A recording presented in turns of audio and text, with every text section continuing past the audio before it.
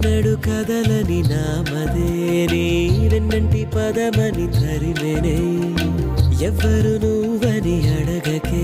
ఈ రెప్పల చాటున దాచుకుంది నిన్నే